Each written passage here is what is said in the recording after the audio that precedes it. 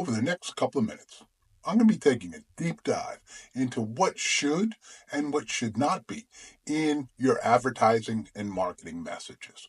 We're going to talk about the construction, the needs, the parts, and what you should put into your messages so it's going to actually have the result that you want. It's going to capture the interest of the folks who you want to communicate with, and it's going to help those folks understand what it is you're offering to them. This needs to be something that's put into every message. But before we dive into things, let me introduce myself. My name's Tripp, and I'm helping brewers of great beer market their way to the business of their dreams. And I'm doing that by using all the experience and knowledge I've gained over decades and decades of being a business owner, starting businesses, building them, and turning them into a success. And at the root of all that was my ability to market. I'm a marketer at heart. I've had massive success owning my own agency as well as doing it for my own businesses. And I'm going to share that information with you now. Now, a big thing to keep in mind is I'm going to have this as a PDF. So send it right now down below. I'll make sure you get everything that I'm going to be covering here for free as a PDF, because I want you to see this as an opportunity to make every bit of messaging you do better for your business. And in turn, that's going to make your business grow quicker and better. So let's dive into things and let's make sure you are going to have messages that produce the results you want. When we talk about how to structure your message, you might be asking, well, Tripp, what messages are you talking about? I'm talking about everything. Talking from social media posts to any type of ads you could do, whether they're on platforms like Google or if they're in a local publication in your area. We're talking about any kind of flyers, any kind of POP, point of purchase, messages, signage that you have.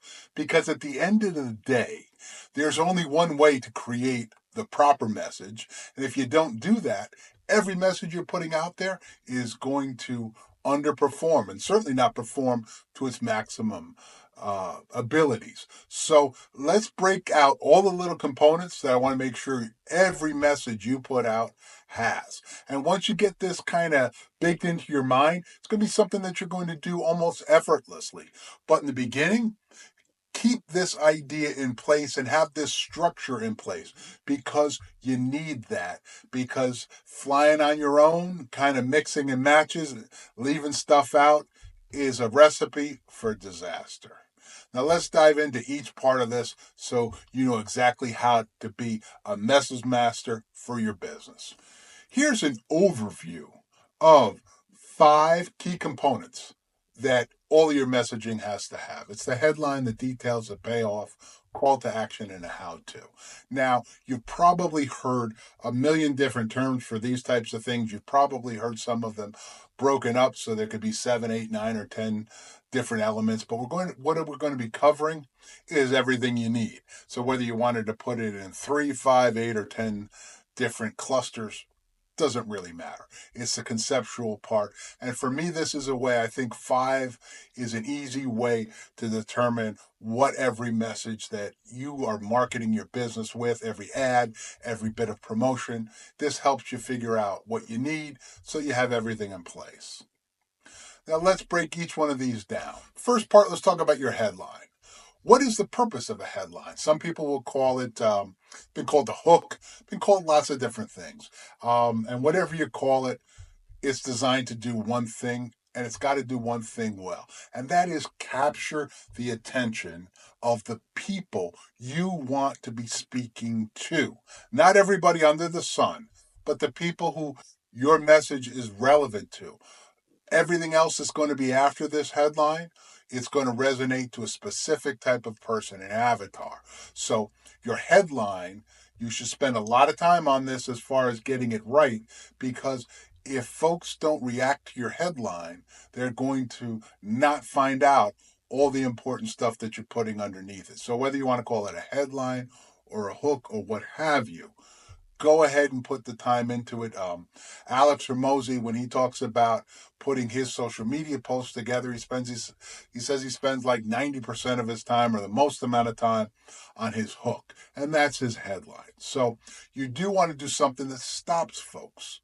Now, to give you an idea of a couple things you might want to kind of consider conceptually what could be a good headline, again, depending on what the total message is, could be something like turn this Saturday into an opportunity to have the best time of your life. Now, that's a little bit cheesy, I get it, but let's refine that a little bit.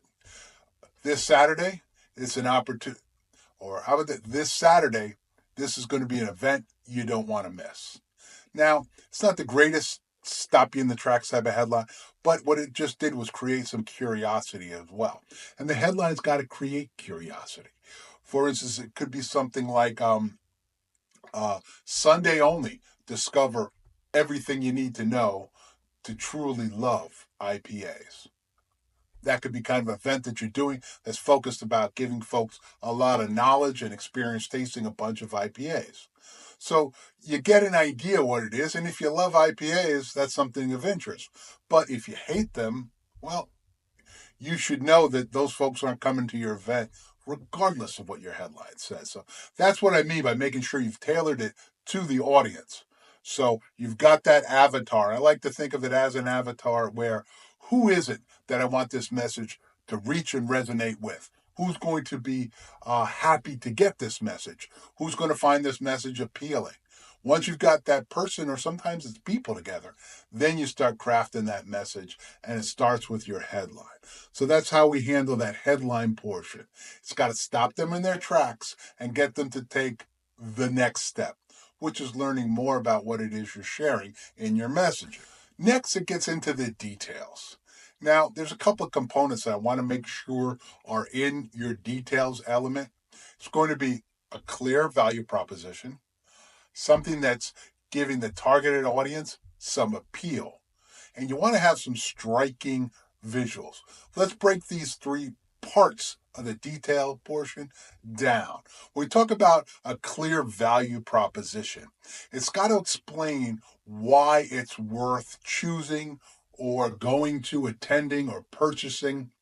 In other words, from not your point of view, but the person who's looking at your message, it's got to answer the question, what's in it for me? Now, an example could be something like handcrafted beers with locally sourced ingredients using the IPA.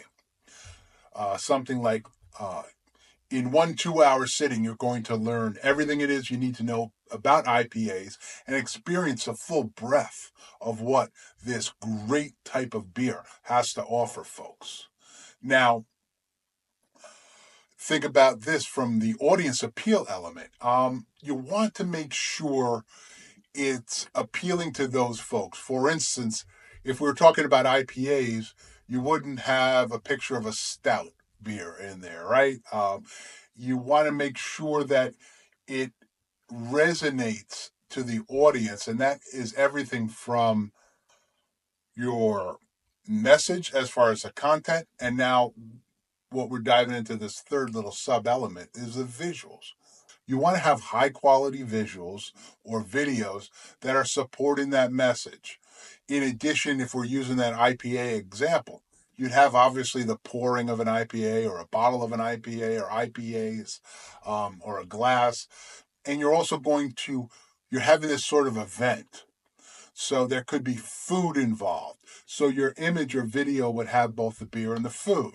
If it's someone standing up and maybe it's you giving some information about IPAs and how they're made and the different variances that you brew, you might have yourself kind of standing up and talking in front of a few people.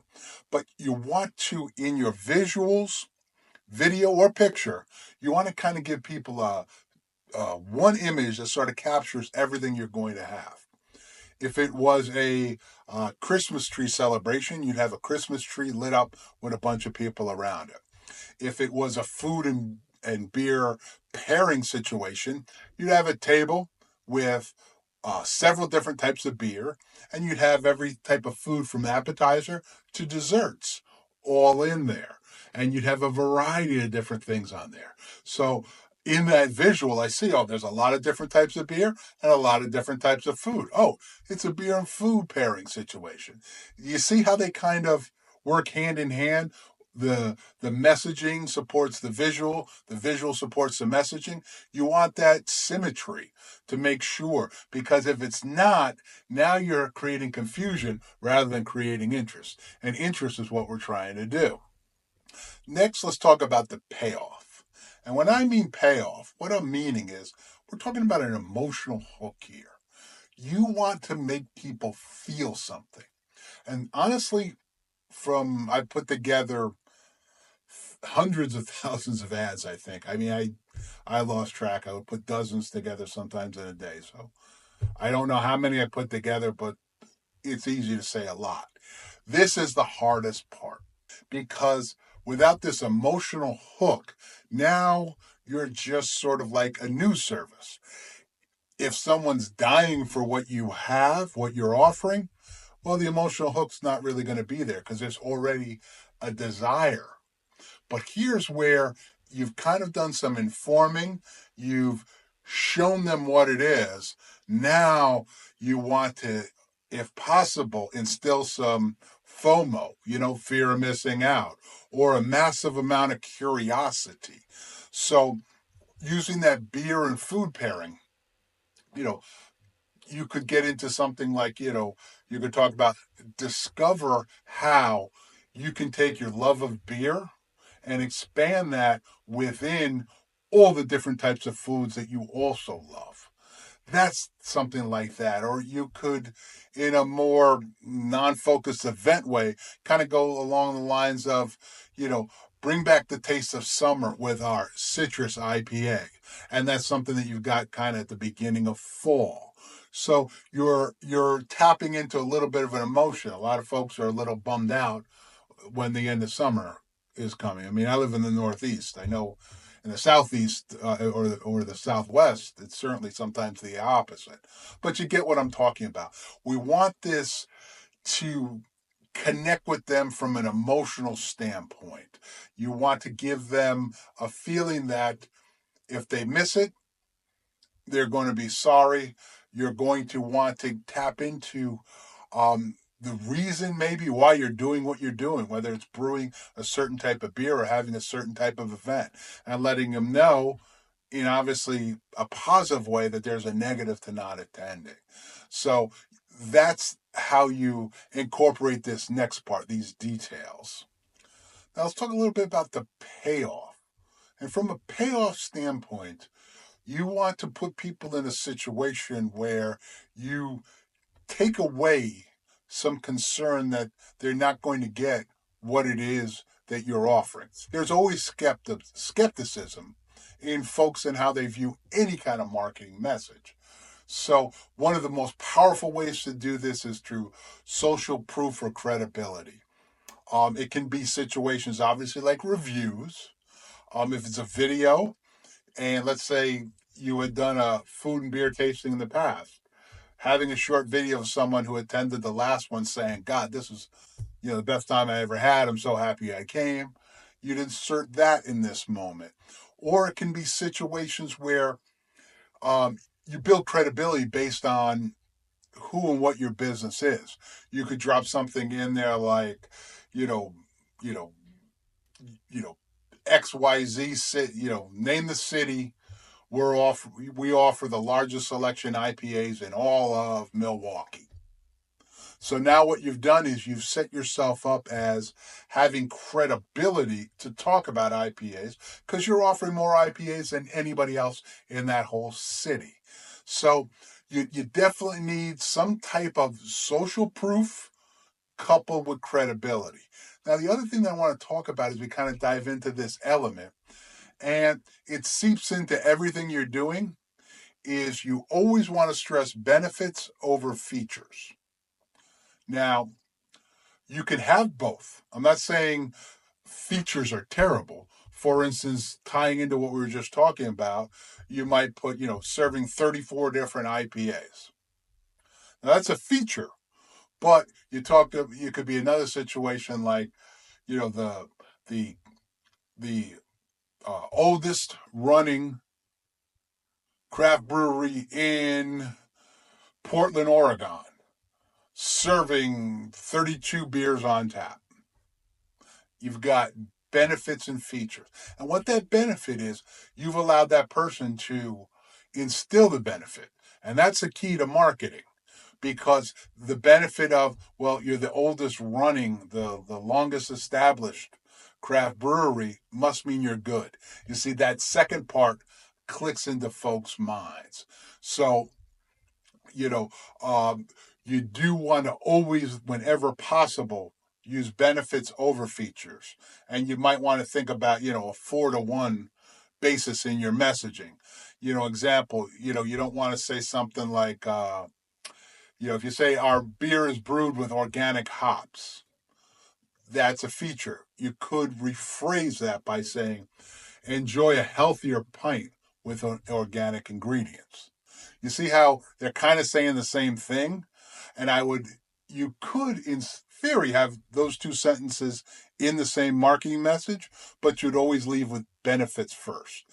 Benefits are always here over features.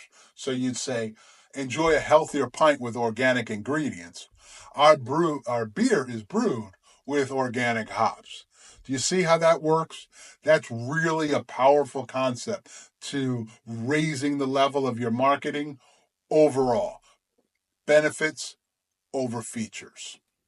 Now, also throughout your messaging, you want to make sure you've got your branding in there. That means logos. That means using certain fonts that are part of all of your marketing, as well as colors. And, if you have a USP or a tagline, we use that example, Portland, Oregon's longest running or oldest craft brewery.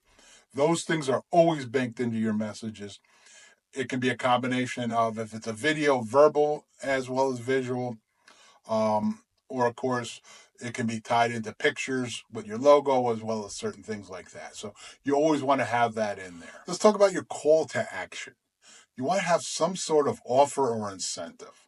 For instance, using that beer pairing situation, you might put something in your marketing message that says, sign up ahead of time for a $10% discount. Uh, you know, these incentives are often discounts, freebies, or something for you to act now. It can be something like sign up ahead of time for our tour and your first pint is free if you've got a message about your brewery tours. So you always want to make sure that there's something in there that gets them to act. If your message is just informative, your message will dramatically underperform compared to that same message with a CTA, a call to action. So always bake that in. There's got to be a call to action to every single message you put out. It can be, come in this Friday. There's a call to action. Get on our mailing list now. It could be, see us on Tuesday as we introduce XYZ beer. Something that gets them up to take action. It's got to be baked into whatever it is you're doing.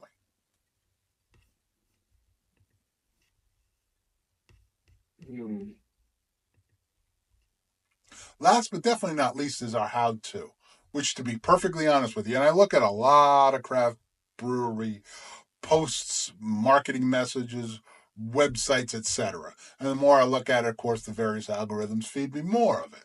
So I see a lot of your guys' stuff out there. And above almost everything I've talked about, I would say you fall flat here. And it's one of the things that, to be honest with you, is my biggest surprise. The how-to. And that's real simple and real straightforward. I can't tell you how many times I look at a brewery's message, popped up looking at the whole thing. I have no idea where they are.